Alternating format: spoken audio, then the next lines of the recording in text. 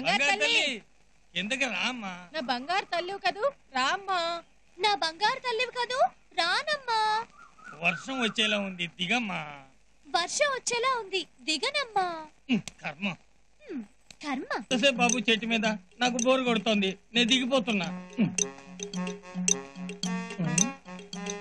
దిగుతుందా? దిగుతుంది దిగుతుంది. ఇప్పుడు మన గదిలోకి వెళ్ళి తలుపేసేసుకుందాం. తను అలాగే చేస్తుంది, బయట నుంచి గడి పెట్టేద్దాం. మేము మా గదిలోకి వెళ్తున్నాం.